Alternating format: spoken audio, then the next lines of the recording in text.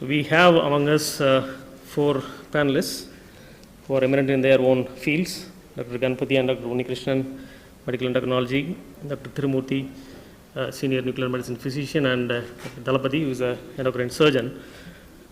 So the job given to me is to enlighten something about a common clinical problem, which I think as clinical practitioners, at some point of time in your practice, you must have come across a patient with a thyroid swelling.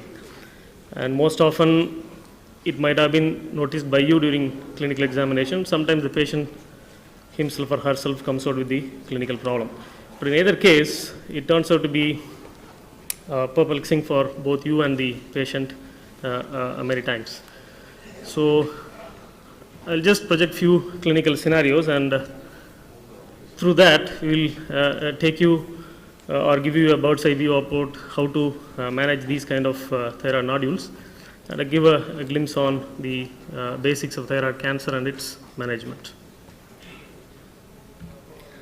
So at the end of the session, I think the audience should be able to learn about the need for investigating a thyroid nodule, understand the optimal approach in a given patient, and become familiar with the investigational modalities involved in the evaluation of such a nodule, the basics of thyroid cancer, and ideal treatment of a patient with thyroid cancer. So let's move on to the first case. This is the story of a 50-year-old female who went to the neurologist for investigation of vertigo, which she had been having for quite some time. So apart from hypertension, she doesn't have any other medical problems. So the neurologist ordered for a carotid Doppler. And during the process, the sonologist noted that the patient had a nodule in the left lobe of the thyroid gland. And the ultrasound finding goes like this. There is a 1 into 7 millimeters nodule in the right lobe of the thyroid, which is hyperechoic with a prominent hypoechoic rim. There are no calcifications, and no lymph node enlargement is noted in the ultrasound. So this is the ultrasound picture. As you can see that the nodule is hyperechoic when compared to the rest of the gland, and it's surrounded by a clear hypoechoic rim. So with that, I will ask the panelists about, this is a typical case of a thyroid incidentaloma. That's an incidental finding which is noted during investigation for some other reason. So maybe Dr. Ganapathy, how important are these incidental findings, and do we really need to investigate further in this patient, offer him or her a management? Now with the advent of actually ultrasound, we are picking up more and more nodules. In fact, if you do an ultrasound in this room, at least 40-50% will have small nodules, at least 3-4 millimeter size. So you can get in such a number of patients. Very sensitive measure for detecting that. The only thing is we'll have to choose the right persons in whom you have to further investigate. And one of them is the size, if the size is more than 1 centimeters. So that is number one. Just size is also not an important criteria. You also look into the characteristics. You have mentioned the characteristics: hyperechoic, presence of halo, no calcification. These are benign conditions. So when these are there, I would actually just leave it alone. But are there any clinical indicators or sonography indicators which would suggest malignancy so that you can go ahead with further investigation? Yeah, one is any host esophagus, or you find associated lymphadenopathy, past history of any radiation. These things, if they are there, then probably I will think about. Okay.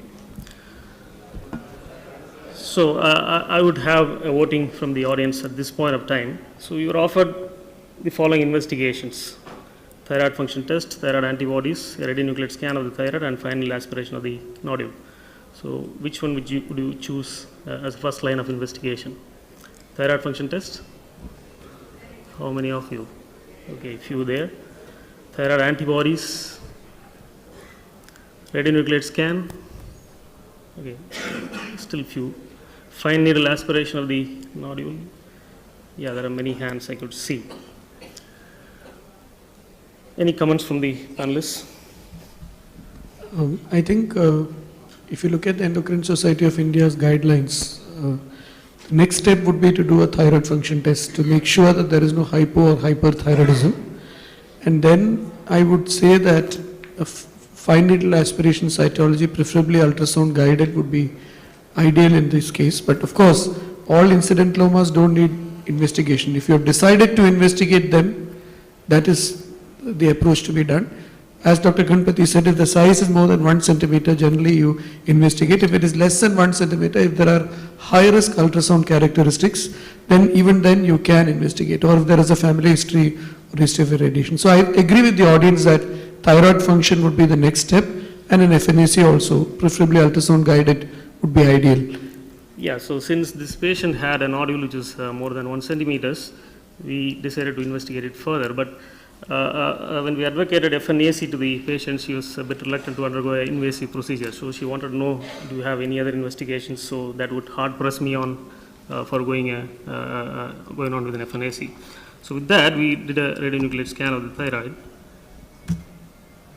So this is the thyroid function, which was normal obviously, and thyroid antibodies were negative. And the technetium scan of the thyroid here, it shows, I don't know whether you can appreciate here, there is an area which doesn't take up the tracer in the right lobe of the thyroid. It's usually a cold area or a cold nodule. So any comments on this picture, Dr. Thirumurthy? Of course, this is only a representative picture because the nodule was on the left side. This is just a representative picture to show a cold nodule in the right lobe of the thyroid gland. Now, the right lobe is enlarged, and the cold nodule means that's a technetium scan where a technetium is injected, radioisotope is injected, and it is taken up by the thyroid cells. It's not incorporated into the hormone formation. You see that area is functioning lesser than the normal tissue. Like an adenoma will function lesser than the normal tissue. So it will pick up less tracer, it appears cold compared to the normal tissue. A cyst or a carcinoma also has the same appearance. By this scan alone, you will not be able to make out if it's a malignant lesion or a benign lesion.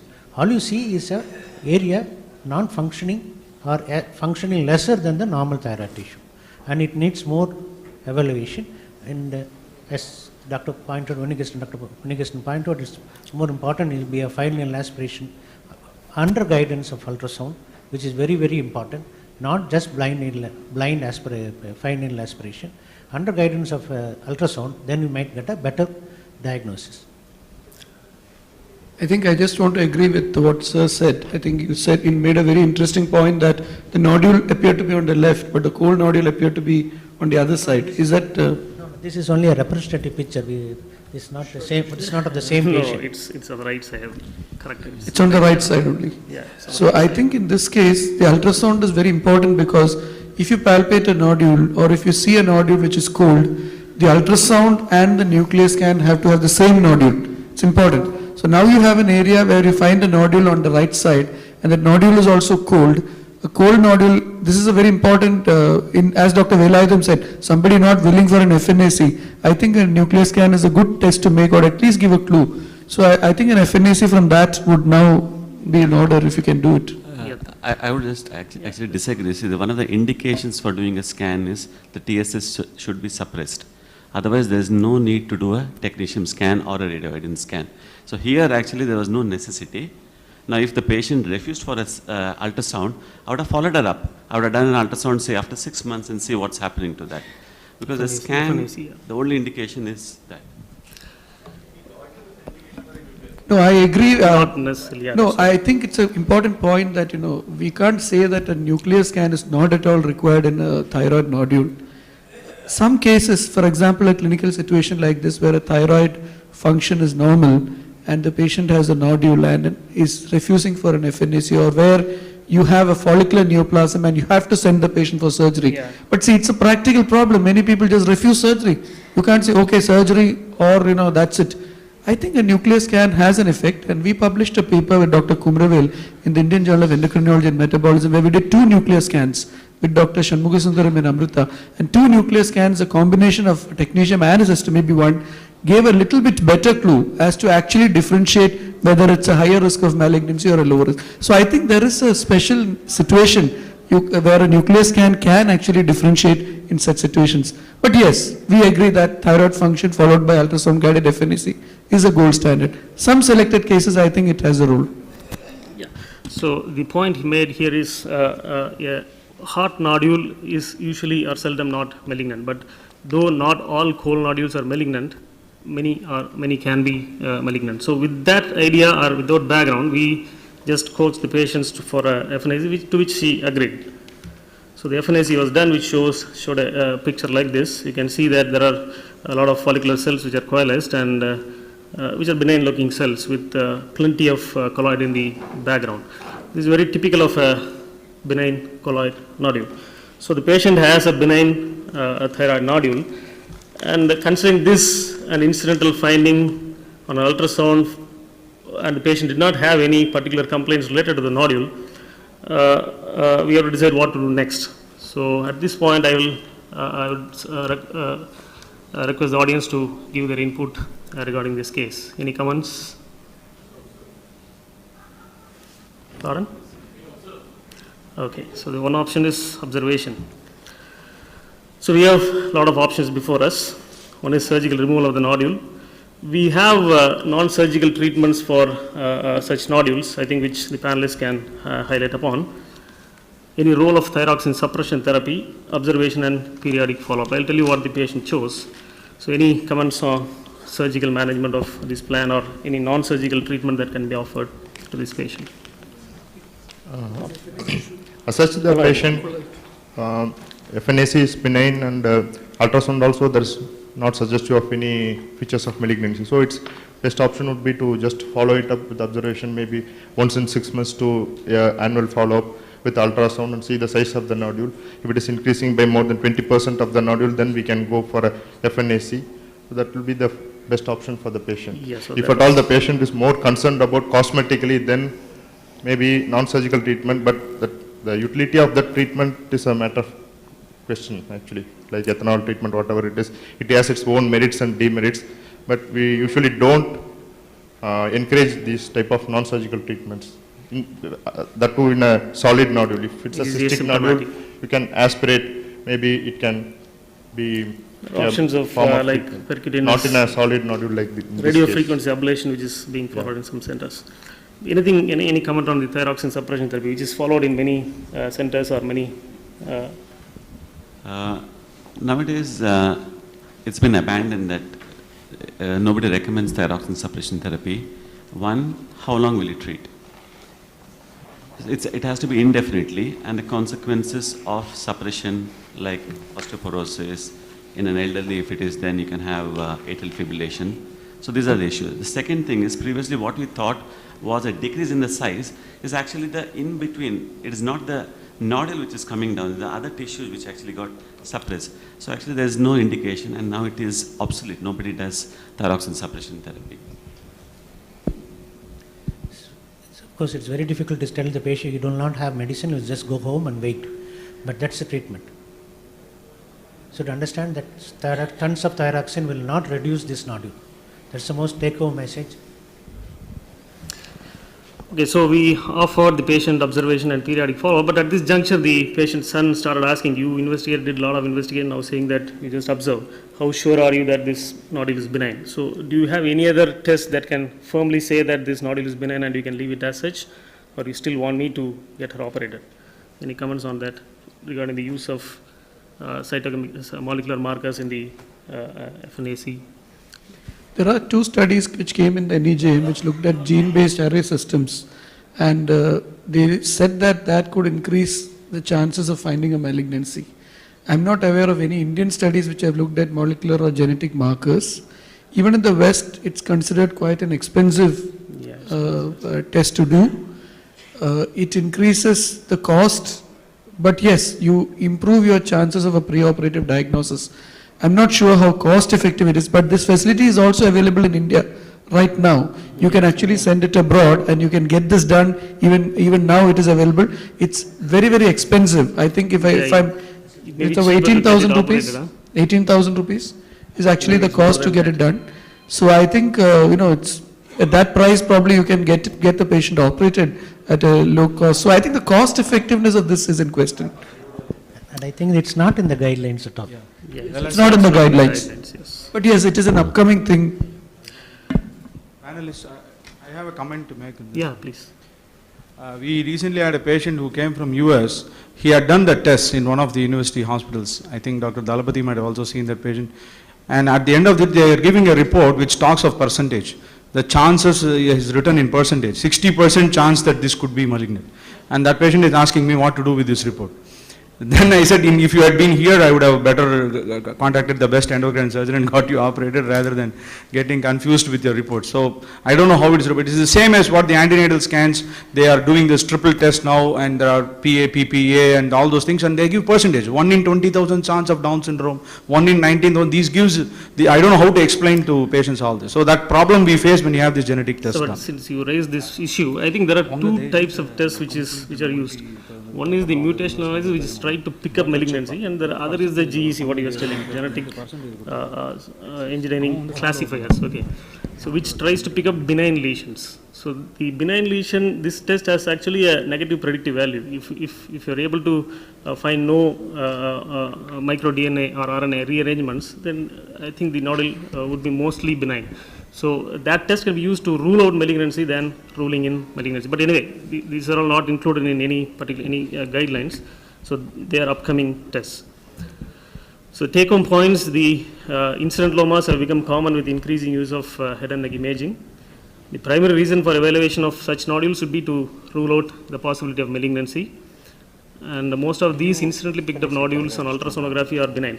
But if a nodule is picked up on, say, PET CT, then the chance of okay, right. So, Ganapathy has a flight, so I think. So small thyroid nodules, benign cytology, maybe just observe. Thank you. So we'll move the second case. This is a 34-year-old male who had history of weight loss, trembling, hyperdefecation for 3 months with no past medical illness. There is no family history of thyroid disease. Examination shows a fidgety male with tachycardia, tremor. He has enlarged left lobe firm with no lymphadenopathy. The eyes are normal. So this is a typical case with thyrotoxicosis. So thyroid function is like this. The T4 is gross elevated with suppressed TSH. The ultrasound did show enlargement of the thyroid, but it showed a nodule which was isoechoic in the left lobe, measuring around 4 centimeters in maximum diameter. So there are two tests which are remaining in the armamentarium: a radionuclide scan or fine needle aspiration. Which would you choose first? Just now we heard with the suppressed TSH, the first line of test will be a radionuclide scan.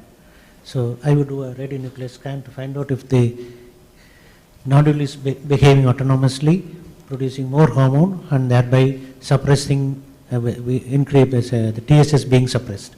Okay. So we carried out a This is again a technetium scan where the radioisotope is injected, and all the tracer is concentrated in the hyperfunctioning nodule which is in the left lobe region. Previously you saw a nodule which was not concentrating isotope in the right lobe region, which was appearing cold. Here all of the thyroid gland is not visualized. All the tracer that is being injected, it's concentrated in this particular area because it is hyperfunctioning. So this is functioning autonomously, not under the control of pituitary, producing more thyroid hormones, creating hyperthyroidism, and that's how this nodule looks. This is an autonomous functioning nodule in the left lobe region of thyroid gland. So what is the chance of this nodule being malignant? Less than 5%. So this is a hot nodule in a patient with thyrotoxicosis. So the question comes, is FNAC needed in this patient? SAR says that this nodule is going to be malignant in less than 5% of cases. So really, do you need an FNAC in this patient? You don't need an FNAC in this patient, but Dr. Unnikrishnan. I feel that in such a patient an FNAC is probably not needed because the chance of malignancy is low. It's a hot nodule. The patient has symptomatic thyrotoxicosis. So I would like to manage this patient medically and then discuss the options of radioactive iodine versus surgical therapy for this patient. So that would be my view. And of course, this is a single nodule. Am I right, Dr. Velayathan? It's a single nodule. It's a toxic thyroid adenoma.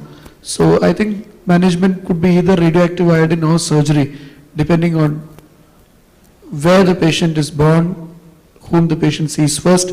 These are practical realities. In US, the trend is for radioactive iodine, In Europe and Japan, for example, radioiodine is less used, but definitely medical therapy followed by some sort of ablative therapy, surgery or radioactive iodine. So let's assume the patient goes to Dr. Dhalapathy. So what will you do? Actually, radioiodine, if it is less than 3 centimeter, radioiodine may be the definitive line of treatment. Ideally, if it's more than 3 centimeters, surgical is the treatment in the form of a hemithyroidectomy. That is the minimum procedure what we'll be doing, not a nodulectomy or removing the nodule, which was previously practiced. So a hemithyroidectomy involving the nodule, where the lobe involving the nodule along with the isthmus will remove it. That is the ideal treatment for Okay, this so the patient. options were discussed with the patient, and the patient chose for radioiodine initially, and he told if it fails, I'll go for surgery. So he received radioiodine ablation. Just a comment. Yes. Why in ultrasound was not? Which one? No, it was done because it's not projected. That's all. Yeah. Right. So I have written. It's there. It's ultrasound which picked up the fine. Yeah. It's concordant. Yeah. So autonomously functioning toxic nodules are seldom malignant. So FNAC is usually not indicated in the evaluation of toxic nodules. So when you come across a patient with a nodule, you just try to do the clinical status and to find out if he is thyrotoxic. In which case you may go ahead with a radionuclide scan than a FNAC, and they can manage either by surgery or by radioiodine ablation. Just a question. Please. Dr. Velayudham? Yeah, Dr. please. Bharat here. Yeah. So if suppose the patient undergoes surgery or Put the lights on. I don't know. radioiodine, what is the chance of getting hypothyroidism? This patient going for a hypothyroidism following a radioiodine therapy versus surgery, hemithyroidectomy. See, I think Dr. Thirumurthy will be a better person to answer that. But anyway. Since most of the tracer is concentrated in the autonomous functioning nodule, giving radioiodine will produce Yeah. the localized effect, but in the long run, nearly about 30 to 40% of these patients go in for hypothyroidism, because you will find that the radiation, although it's pertaining only to the hot nodule, there is still functioning tissue around which also picks up radioactive iodine, although they might be functioning lesser than the hot nodule when you imaged. So about 30-40% of the persons always go in for hypothyroidism even with hot nodule. Unlike in Graves, where almost all people go in for hypothyroidism. So in such a kind of situation, because we have seen many patients have previously, before the radioiodine era, many patients have undergone hemithyroidectomy for such condition, and they are still leading a life without levothyroxine replacement. Yes. Because other thyroid lobe is functioning normally. So in such a kind of situation, should we go for surgery better, whether surgery is better than radioiodine ablation, because the chance of hypothyroidism is more with a radioiodine ablation? But I think that we should leave it to the patient rather than we deciding the guidelines. ourselves. The guidelines are clear, like Dr. Dhalapathy pointed out by the Thyroid Association, that you do radioactive iodine for a smaller nodule and a surgery for a bigger nodule. See, this is But particularly the choice is always left to the patient to decide. Yeah, this is particularly true when we give empirical doses than calculated doses. So excuse me, sir, one question to Dr. Thirumurthy. Yes. Before subjecting the patient for a radioiodine, is there any correlations between the T4 and TSH level? If TSH or T4 level of this much amount, the effect will be better, or approximate T4 or TSH level for radioiodine subjection? Actually, not the T3 and T4, it's a matter of the TSH level. If the TSH is low, then what happens is T3, usually they have T3 toxicosis, these patients, and there's good results. But there is no correlation as such, because there's always little bit change in, even if you measure the same thing for the patient about 6 months later, there'll be little variations on the things. It will not be the same continuously every time. Okay, thank you. Okay, since we are running short of time, I think we'll move on to this third case.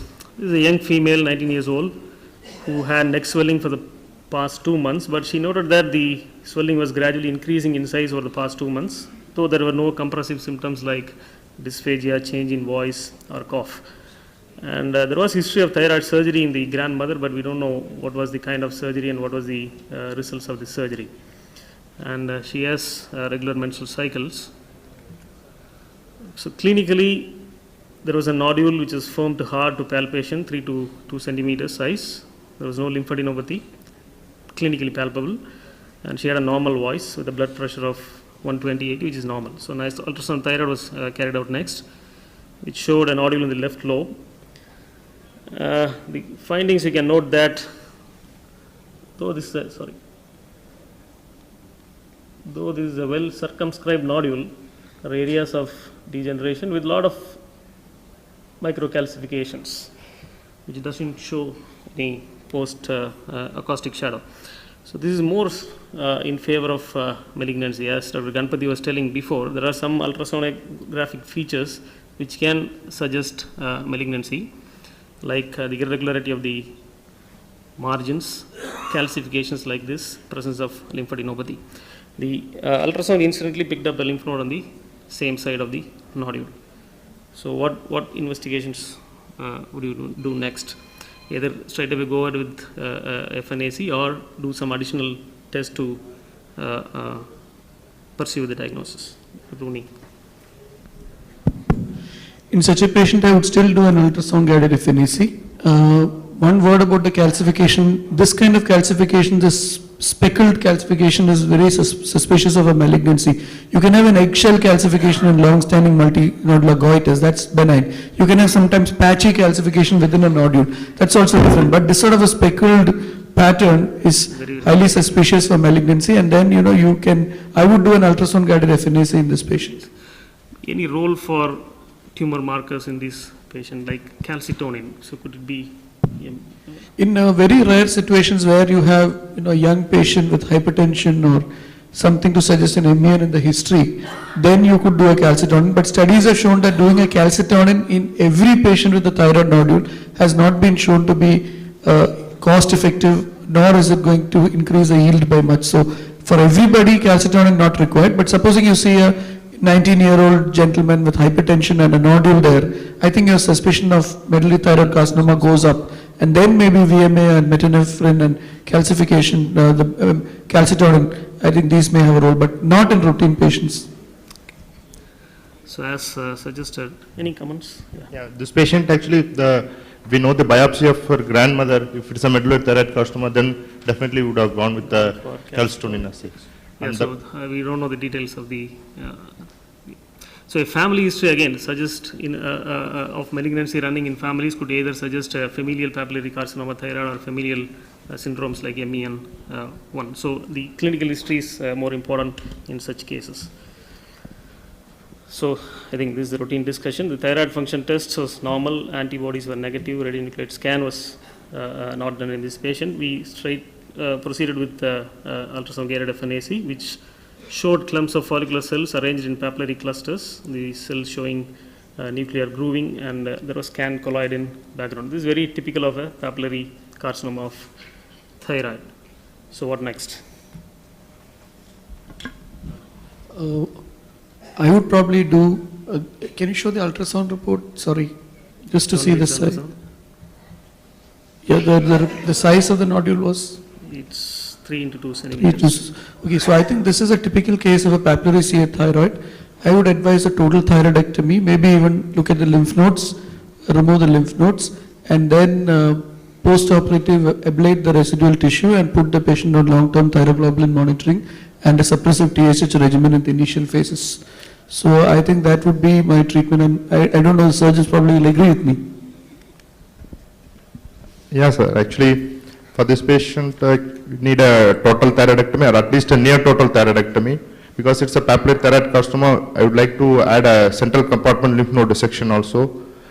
And lateral neck dissection we don't do as a prophylactic thing. If the lymph nodes are positive, in the FNAC we do a lateral compartment lymph node dissection along with that. Note that there was a node on the upside on ultrasound. But the FNAC, it has to be positive. Was not done. It is subclinical nodule. In that case, actually, if I have a facility, I would do a frozen section biopsy. If the node is positive by frozen section, I would combine a lateral modified neck dissection along with the total thyroidectomy plus central compartment lymph node dissection. So let's say if the nodule size is less than say 2 centimeters, is there a role for lobectomy and leave the patient like that? Yeah, actually that depends. In case of papillary microcarcinomas where the Mayo Clinic series, they have a 30-year experience where the lobectomy or a hemithyroidectomy or total thyroidectomy doesn't have impact the survival rate over a 30-year follow-up. But in our setting, whether the follow-up, the patient, that's a matter of problematic thing. You need to follow this patient with the serial ultrasound. You need a good sonologist for you to follow, pick up the multicentricity, all those things. So the issue of doing a hemithyroidectomy or lobectomy in a setting of papillary thyroid cancer is questionable, at least in our setting. I also agree with that, because if you look at the American Thyroid Association guideline, there is a very small isolated papillary microcarcinoma. The rest of the gland, the ultrasound is completely clear. There is nothing else. Then you have the guidelines say you can do a lobectomy or a hemithyroidectomy, but even a lobectomy is enough. But in India, you can never get the patient on a regular follow-up as you want it to be. That's a big issue. So then, you are stuck with a patient who doesn't come for follow-up, and then coming up with some other problem after many years. We can't look for BRAF receptor mutation or gene array in everybody, so you don't know how rapidly growing it is. In some Korean series, the prevalence of rapidly growing in incidentalomas and microcarcinomas are as high as 10-15% in some series. So in Indian setting, I would say, this case definitely 3-4 centimeters, you have to do a total thyroidectomy. As doctor said, even in patients where it's a very small nodule, in the Indian setting, one feels that it may be better to do a total thyroidectomy, though the guidelines say lobectomy and hemithyroidectomy. And most of the papillary CA are multifocal, and you will invariably find another focus in other lobe. Only thing, it might be smaller, but there will be always multifocal. Okay, so this patient underwent a total thyroidectomy with neck dissection, since there was a node there, and that node was positive for metastasis. And again, as Sartor said, most of the cancers are multifocal. So this lady, in addition to the nodule which was positive for malignancy, there were foci of papillary CA on the other lobe also. So the management was like as Dr. Unnikrishnan said, she received post-operative radioiodine ablation for the residual thyroid gland. We waited till the TSH went up, but are there any ways to make the patient not to wait for the TSH to go up so that they can avoid the symptoms of hypothyroidism? You can actually, in patients who have very severe hypothyroid symptoms, when the thyroidectomy is done or when a radioactive iodine treatment is considered, is to raise the TSH artificially by giving a recombinant TSH. Recombinant TSH itself is a very expensive thing, 66,000 rupees, 80,000 rupees. So patient might say that a funeral would be cheaper, it's very expensive. So just to bear with the hypothyroidism. Second is, though there are some industry-sponsored studies which show that recombinant TSH therapy will pick up disease better than stopping thyroxine and allowing the endogenous TSH to go up, there is not that much of a difference to say that it is so widely different. There is a third option for people, you can give T3 sub therapy, and you can give it for about 2 weeks before and then stop it for 2 weeks and then do the scan. So these options are there. I had a patient who, every time you stop the thyroxine, she used to get severe psychosis and cerebral edema. She could not afford recombinant TSH therapy, so I used to give her T3 and get it done, and she continued to do well. So I think these are all the options that we have today. I think recombinant TSH, if you can afford, it's excellent, but for those who cannot afford, I think cost-effective option is T3, and of course, stopping thyroxine if it's possible and allowing the TSH to go up, so it's probably the cheapest and most cost-effective method. Yes, that point well taken. And after the radiation ablation, the thyroxine suppression therapy was started. We aim to keep the TSH low because TSH is a potent stimulator for the thyroid cells to grow back. And the patient was followed up, say after 6 months, the thyroglobulin was done, which was undetectable. But we did a whole body iodine scan to make sure that the disease was free and there was no uptake in the neck. So are there any comments on the routine use of whole body iodine scan, or is it enough that we just follow the patient clinically, biochemically and radiologically with ultrasound? It's now shown that using thyroglobulin in absence of thyroglobulin antibodies, this measuring thyroglobulin and doing a good ultrasound of the neck is good enough to follow the patients. Okay. Actually, not only thyroglobulin antibody is also essential along with an ultrasound in the follow-up, because in case of recurrence, before the thyroglobulin rises, the anti-thyroglobulin antibody rises in a proportion of cases. So that has to be kept in mind. We advise for a thyroglobulin, always antithyroglobulin antibody has to be advised along with the neck ultrasound in the follow-up.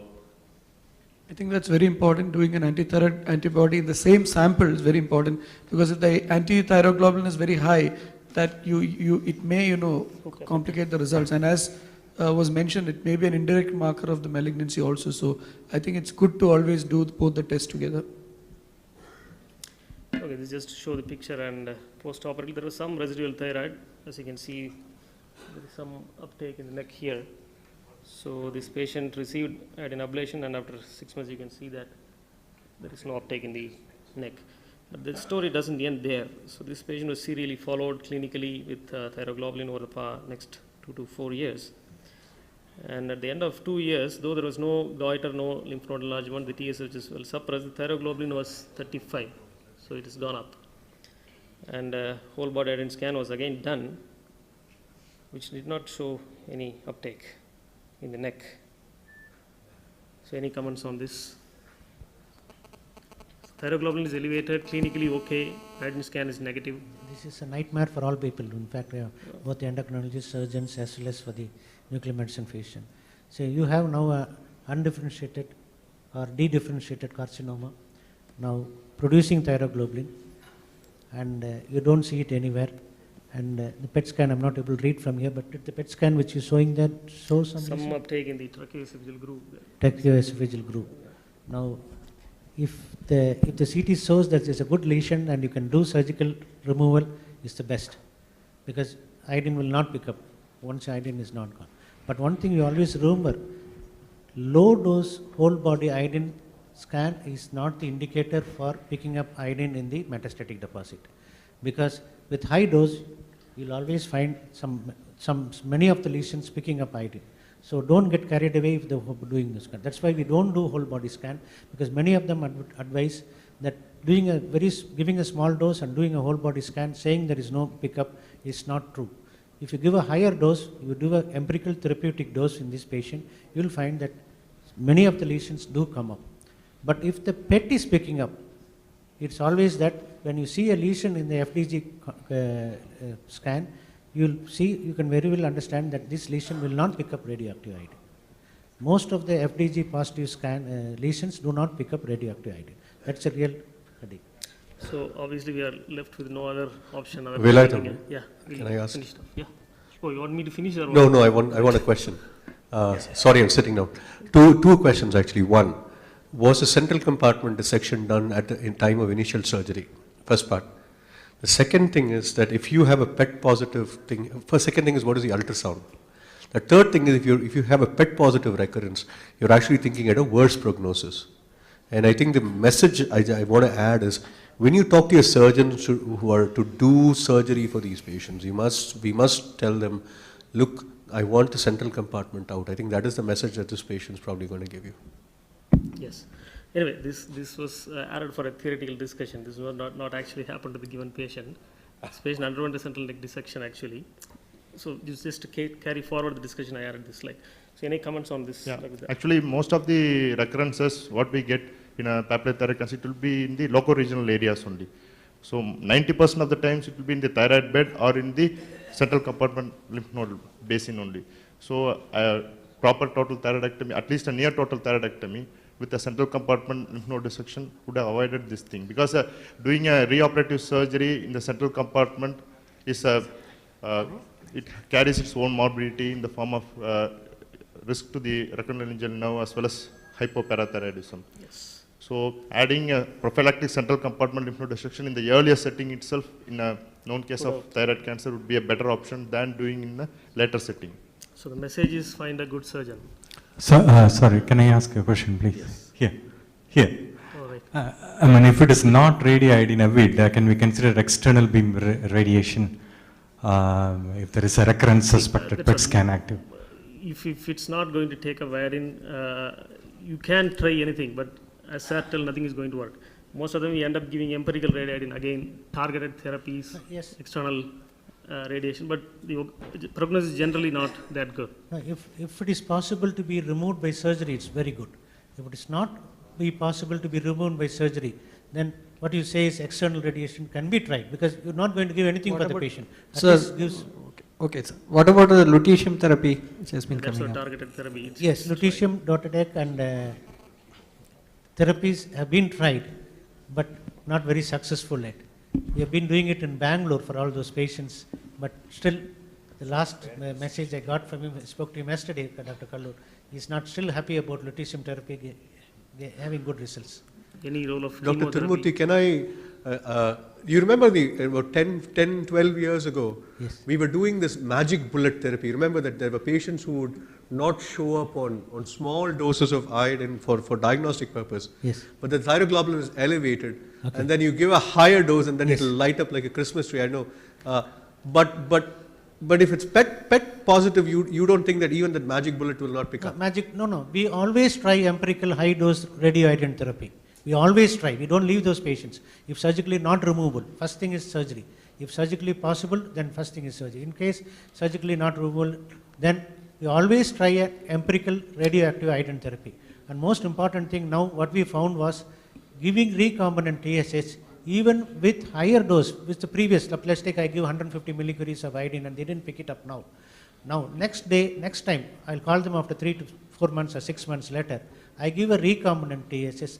30% of those patients, which I did not pick up, they've shown that they pick up. We do not know why. Thank you. Sorry. And some centers try out de-differentiating the tumor by using retinoic acid and other stuff. Yeah. Okay, so the message is that you give a proper surgical clearance at the outset and try to follow the patient clinically, sonographically with thyroglobulin. And if there is a recurrence, you try radiation again. And if the uptake is not there on the iodine scan, then try to give surgical clearance again. If nothing works, then both you and the patient are at risk. One thing actually I need to, even if it is there is a recurrence, we need to be FNAC has to be done, and it has to be positive before proceeding for surgery, because this PET is not a sensitive thing or but in a specific patient who thing. has pre-existing cancer, would you still prefer? Yeah, definitely we need to do an FNAC before proceeding for surgery in a reoperative, that too in a tennis syndrome actually. But if it's an inaccessible area, then anyway you are left out with. Accessible only we will be able to operate actually in the neck. Yeah, got In it. that case, ideally FNAC has to be done, then only we need to proceed to surgery. Of the lymph node? Yeah. Lymph node or wherever it is, yeah. So the message is taken. So anyway, we'll conclude with this. So we have a lot of investigations as far as the thyroid nodule investigation is concerned. If you look at the individual investigations, it may look like the blind person interpreting an elephant, but you have to use it judiciously in your patient and use a combination of tests to find out what is the problem and how to follow them up. Any comments from the audience or the other faculty, or shall we wind up? One question. Yes. I'm a primary care physician, Yes, not sir. regarding all these cases. Not regarding. We were advised to do thyroid function test, that is free T4 and TSH for routine evaluation. Now, after this conference, I had an opinion that we have to do only T4 and TSH, not free T4 and TSH. What is the endocrinologist's opinion now? I really think that you can do either a free T4 and a TSH. You can also do a total T4 and a TSH. It depends on how good the lab is. Wherever the lab is good, if you have got an excellent lab, I prefer to do a free T4 and a TSH. That is my personal preference. Some situations I do a T3, for example, if the TSH is suppressed and the free T4 is normal, it could be T3 toxicosis, I do a T3. In pregnancy, I just do free T4 and TSH because T3 has no relevance when, as it was discussed in the morning. I think in general, free T4 TSH is the best combination for thyroid function testing. Okay, if there are no other comments, I immensely thank all the panelists. And invite Dr. Sriram. Thank you very much.